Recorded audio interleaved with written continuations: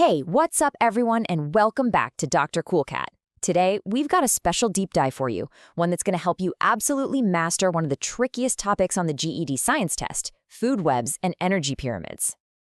That's right, Cool Cat crew, it is time to level up that score. Our mission today is to turn any confusion you might have into pure confidence.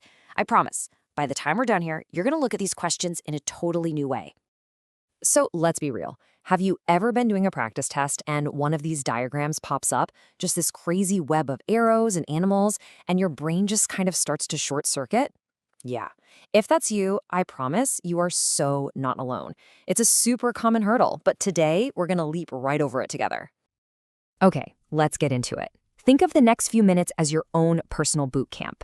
The mission is simple. We are going to conquer food webs and energy pyramids. We're going to break them down, build them back up, and give you the killer strategies you need to ace these questions.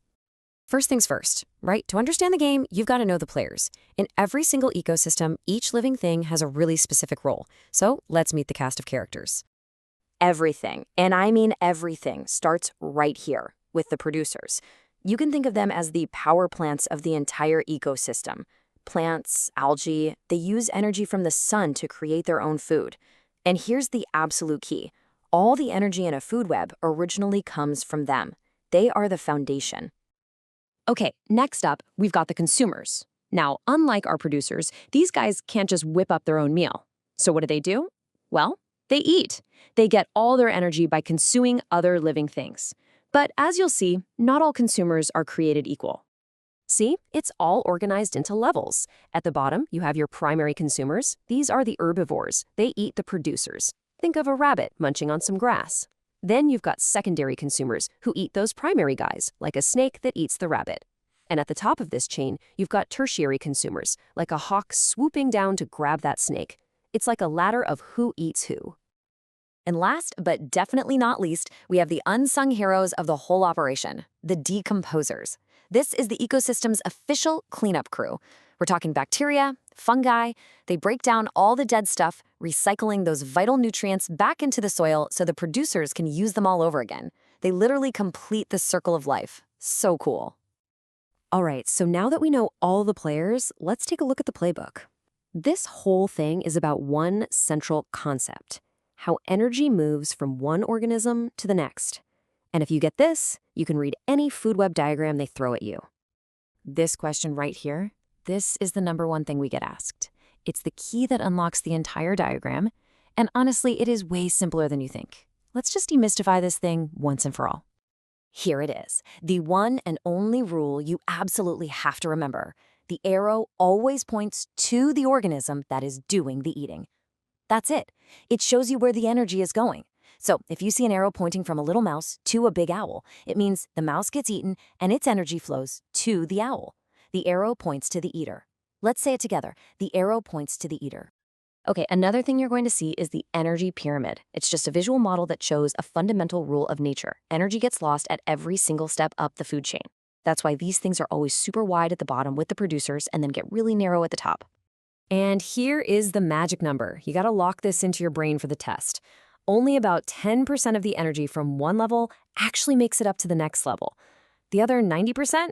It gets used for, living, running, breathing, or it's just lost as heat. And that right there is why there are always way more plants than rabbits and way more rabbits than hawks. There just isn't enough energy at the top to support these huge populations. All right, you've got the knowledge down. Now let's turn that knowledge into points on your test. It's time to talk strategy. This is how you take what you know and apply it when you're under pressure. Okay, this is a fantastic hands-on strategy for those tricky what if this animal disappears questions. When the test asks what happens if something is removed, I want you to literally use your finger or the cursor on the screen and trace the paths. Trace every arrow pointing away from that animal to see who's going to go hungry. Then trace every arrow pointing to it to see whose population might suddenly explode because its predator is gone. And to make it even simpler, just think of it as a ripple effect. You pull one piece out and it sends ripples through the whole system. Just ask yourself two simple questions. Number one, what starves? That's going to be everything above it that used to eat it. And number two, what thrives? That's everything below it that it used to eat. its food source can now multiply like crazy. Theory is great, but practice is really where the magic happens. So let's put all of this together and walk through a real GED-style problem step by step. You ready? Okay, so here's a classic straight-up food chain. We've got 4 links in the chain. Let's read it together. Grass is eaten by grasshoppers are eaten by frogs, and the frogs are eaten by snakes. Simple enough, right? Let's see what they ask. And here's the question. In this food chain, which organism is the secondary consumer? Your options are A, grass, B, grasshopper, C, frog, or D, snake. Take a second, think back to those definitions we just covered. All right, let's break it down logically. Step 1, who's the producer? That's the grass, it makes its own food. Step 2, who eats the producer? The grasshopper does, making it the primary consumer. So that leads us right to step 3, who eats the primary consumer? The frog eats the grasshopper. And that, my friends, makes the frog our secondary consumer. And there you have it. The correct answer is C, the frog.